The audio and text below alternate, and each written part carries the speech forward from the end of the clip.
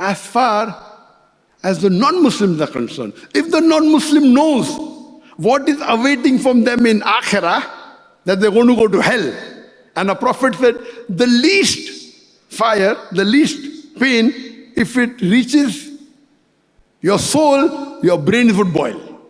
So if the non-Muslims know what is awaiting for them in the next life, even if they are the most poorest man in the world, they will think they are in Jannah. Correct? Because if they know what's going to happen there, you're a little bit hot, we want air condition, we want this, we cannot stay without it.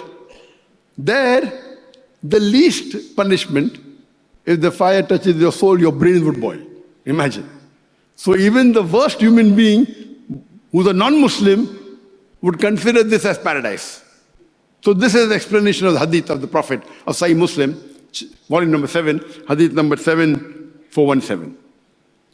The glorious Quran, the last and final revelation of Allah subhanahu wa ta'ala, it has the solutions for the problem of humanity. If it is a revelation and last and final, and after that no other revelation will come, one of the requirements is it should have the solution for the problems of humankind. And the glorious Quran, it is the solution for the problems of humankind. It is the Furqan.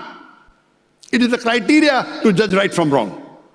The glorious Quran has the solution for racism. Allah says in Surah Hujurat, chapter number 49, verse number 13, Ya ayyuhan nasu inna khalaqnakum min zakrin wa unsa wa jalnakum shu'uban wa qaba'ila lita'arafu. Inna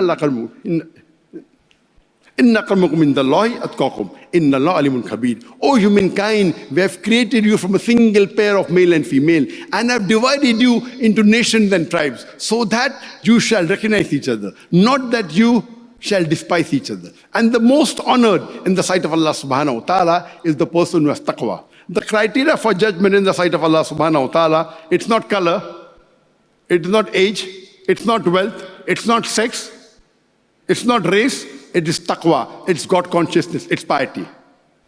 So Islam has the solution for racism. Islam has the solution of terrorism. One verse of the Quran is sufficient to prove that Islam is against terrorism and has the solution for terrorism. Allah says in Surah Ma'idah, chapter number 5, verse number 32, if anyone kills a human being, unless it be for murder or for spreading corruption in the land, it is as though he has killed the whole of humanity. Allah says if any human being, whether Muslim or non-Muslim, kills any other human being, whether Muslim or non-Muslim, unless it be for murder or for spreading corruption, it is as though he has killed the whole of humanity. And the verse continues, if anyone saves any other human being, whether Muslim or non-Muslim, it is as though he has saved the whole of humanity. So this one verse of the Quran is sufficient to solve the problem of terrorism. Quran has the solution for inequality, for injustice. Allah says in Surah Nisa, chapter 4, verse number 135, that Ya ayyuhallazina amanu, O you believe, stand out for justice as witness to Allah subhanahu wa ta'ala, even if it be against yourself, against your relatives, against your mother or father, against your parents, whether they be rich or poor. Allah protects all.